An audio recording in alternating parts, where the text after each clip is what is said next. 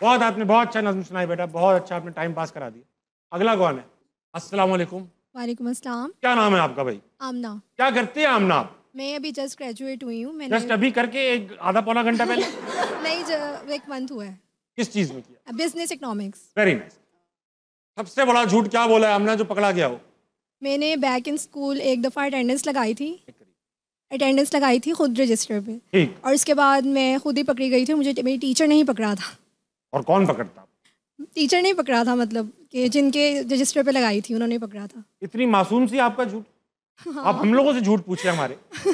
लेकिन ये भी मुझे मतलब कि काफ़ी बड़ा लगा कि हाँ, बात तो बुरी है, बात तो बुरी है। कोई सवाल है आपके पास?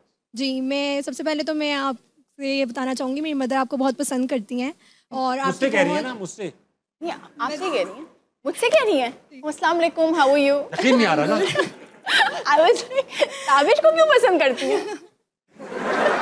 नहीं, मतलब कि मैं क्वेश्चन आपके लिए पूछे थे ना कि कोई क्वेश्चंस हैं मैम के लिए, तो मैंने आपके लिए क्वेश्चन रखा हुआ था पूछने के लिए। सबसे पहले तो मैं बताऊंगी कि मेरी मदर ने काफ़ी सारे आपके ड्रामास देखे हुए हैं और वो बहुत आपकी एक्टिंग पसंद करती हैं। और इसके अलावा मैं आपसे क्वेश्चन पूछना चाहूँगी कि आपने अभी तक जितने भी एक्टर्स के साथ काम किए हैं, कौन से ऐसे एक्टर्स हैं जिनके साथ आप चाहेंगी कि आप कोई न्यू प्रोजेक्ट भी करें, यानी सबसे अच्छा एक्सपीरियंस आपका जिनके साथ रहा हो?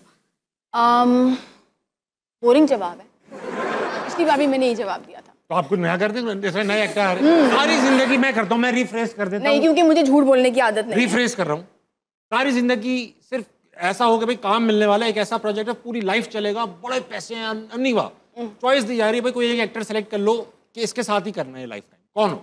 First of all thank you to your mother Amna, thank you so much. कोई तो है। और कोई तो है लेकिन फैसल कुरैशी। हाँ सॉरी, क्या बोल रही है? बहुत सारे आपके ड्रामास उन्होंने देखे हुए हैं, फ्रॉम इश्क जलेबी और मेरा रब वारिस। आंटी को मेरी तरफ से बहुत सारा प्यार। आना था but she wasn't feeling well, तो इसलिए वो आ नहीं सकती। तो अगली बार मैं फिर से जब आऊंगी मदिया की 2 साल बाद, मेरी तरफ से आप उन्हें एहतियात की गुजारिश। But Faisal Qureshi is my answer. Faisal Qureshi बिल्कुल ऐसा है, वो तो पूरी जिंदगी नया कैरेक्टर करते रहेंगे, उनमें तो जिंदगी भर ही करते रहेंगे मुझे लग रहा है। Very nice. वाह, फैसल कुरैशी के साथ करना चाहेंगी? Thank you. वो है सभी। Most welcome. मदिया आप तो टीनेज में ही आ गई थी टीवी के ऊपर। यस। और उसी वक्त आपके फैंस बनना शुरू हो गए होंगे, जाहिर बात है वो वीजे का दौर था, उस वक्त बड़े फैंस होते थे। कुछ तो फैंस ऐसे भी थे जो पुलिस में रिपोर्ट करानी पड़ी आपको। हाँ, पता नहीं, मुझे थोड़ा सा गड़बड़ और थोड़ा सा मुझे दहशत होती है कि ऐसे फैंस नहीं होने चाहिए जो बहुत ज्यादा स्टॉकिंग करते हैं और बिल्कुल ही हर चीज़ पता होती है। हाँ, हर चीज़ पता होती है, या फिर आप घर का पता लगवा लें। और मैं हैरान होती हूँ, ये भी नहीं है कि हम कोई हॉलीवुड में रहते हो कि हर चीज़ सामने है। हम तो इतने ढके छुके से एक मुल्क में रहते हैं, कुछ पता ही नहीं चलता, अपने रिश्तेदारों को नहीं पता चलता अगला कहाँ है।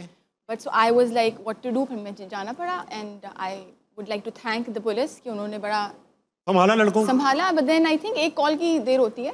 सही बात। बहुत सारे ठीक हो जाते हैं। अच्छा ये बताइए, मैंने सुना एक बार घर में माइक्रोवेव अवन चाहिए था और कहीं से आ गया। अरे भाई, मैंने क्या किया, क्योंकि हम लाइव शोज किया करते थे, उसमें जज्बाती हो जाते थे और टीनेज की उम्र में पता नहीं कुछ भी ऊट पटांग बोल देती थी मैं तो शो में। तो मैंने बोला उसने वो टीनेज नहीं है। नहीं, वो mean age. So anyway, so what I did was, मैं अपने लाइव शो के अंदर थोड़ा सा जज्बाती हो जाया करती थी, घर की बातें बोल दिया करती थी कि अब्बू ने ये कहा, अम्मी ने ये क्या। तो मैंने एक बार बोल दिया, मैंने कहा मुझे अवन ख़रीदना है, बेकिंग का शौक़ हुआ है और पेरेंट्स नहीं दिला रहे और तनख्वाह मेरी इतनी नहीं है। तो मैंने ऐसी बातों में बोल दिया। तो उस ज़माने में डोनेशन चल रही थी, शायद बहुत तेज़ बारिश हुई थी कराची में, कुछ तो हुआ था back in the day, like a couple of years, very many years ago. So donation के लिए नंबर चलता था, and this is the number, this is the account number, आप डोनेशन भेजें, फला चैनल तक पहुँचेगा, हम उसे डोनेट करेंगे। उसके बीच में किसी ने मुझे मैसेज किया कि उस डोनेशन के दौरान है ना आपके लिए भी डोनेट कर दिए पैसे, 15-20 हज़ार माइक्रोवेव ओवन के लिए। वाह। और वो ना मुझे मिले, मुझे कभी नहीं मिले, जस्ट बाय द वे जिसने भी भेजे थे, मगर नियत थी उसकी, नियत। But that was so, I was like that's so sweet. तो अगर फैंस हो तो ऐसे। अच्छा, मैंने सुना कि जिस जमाने में आप किसी लड़के से अगर मिलने जाती थी, कोई खवातीन, तो सारी दोस्तें साथ जाती थी। ये आपकी भी होता होगा टीनेज में। नहीं, हम तो लड़की मिलती कहाँ थी हमसे। लेकिन अगर मिल जाती तो अकेले तो नहीं जाते ना। लड़के जाते थे मगर छुपे बैठे रहते थे, ये इधर बैठे हुए, उधर बैठे हुए, इधर बैठे हुए। अच्छा, लड़का एक ही जाता था पर बाकी बॉडीगार्ड्स बन के जाते। बॉडीगार्ड नहीं, वो होते थे कि इससे लड़की मिल क्यों रही है। लड़कों का मामला अलग है, फिर मुझे नहीं पता। हमारा मामला बहुत अलग है भाई। लेकिन हमारे यहाँ तो इजाजत नहीं थी डेट करने की, और अगर आप किसी से मिलने जा रहे हो, छोटे थे हम लोग, मिलके भी मतलब क्या देखे, बस मुस्कुराना ही सिर्फ और कुछ करना नहीं। एक ही कप में 2 स्ट्रॉ, वो भी नहीं करते थे हम लोग, वो भी हमें लगता था हाय ये क्या हो रहा है। स्ट्रॉ, हाँ, झूठी सो एनीवे, सो हम लोग जब भी किसी से मिलने जाते थे, इजाज़त तो मैं तो अपनी वालदा को सब बताती थी, पसंद वो नहीं करती थी, लेकिन कहती थी कहीं भी जाना है मिल के जाओ, फन फेयर भी है तो साथ में जाओ।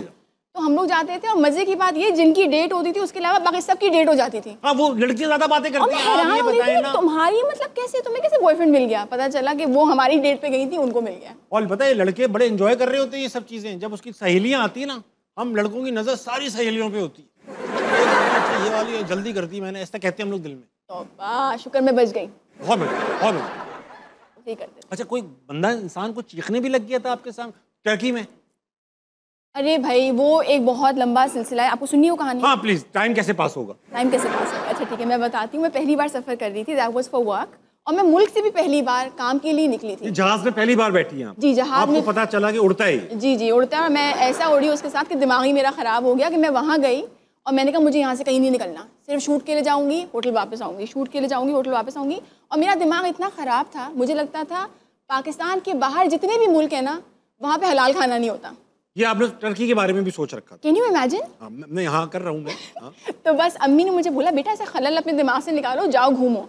तो शूट के आखिरी दिन मैंने कहा मैं जाती हूँ। तब भी अम्मी के बोलने के बावजूद मैंने ऐसा कुछ नहीं खाया, मैं फ्रूट प्लेट खाने गई। टर्की में बड़ी प्यारी फ्रूट प्लेट्स मिलती हैं। गई, मैंने उनसे मांगी, उन्होंने दी, मैंने फटाफट खाई, और वहाँ पे हमारी वैगन खड़ी थी, हमें वापस एयरपोर्ट जाना था।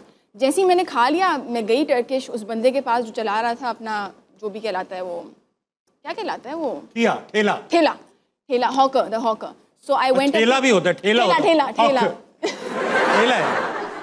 So anyway, so I gave him the money, he took the money and he looked at me, एक अजीब सी शक्ल बनाई, और टर्किश लोग सारे खूबसूरत होते हैं, अजीब शक्ल बना के भी खूबसूरत लगते हैं। बताइए। तो मैंने कहा शायद इसको बहुत अच्छा लगा है कि मैंने बहुत ज़्यादा पैसे दे दिए हैं।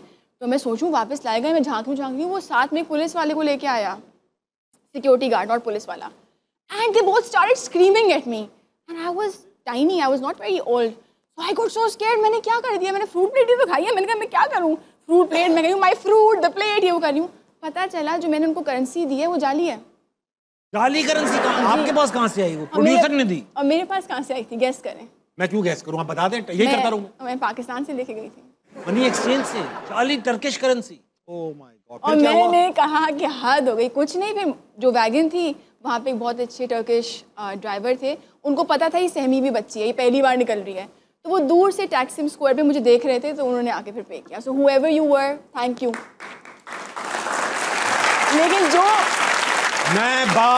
मैं पूरे वसूख के साथ कह सकता हूँ, खुदा ना खास्ता मैं फंसा होता ना, वो टैक्सी ड्राइवर देखकर भी इग्नोर कर देता। और दूसरी बात, कभी किसी के साथ ऐसा हो, खाना लें, पैसा दें, फिर खाइएगा। हाँ, वो वहाँ पर वापस मांगते खाना। वो कैसे मांगते, मैं कहाँ से निकाल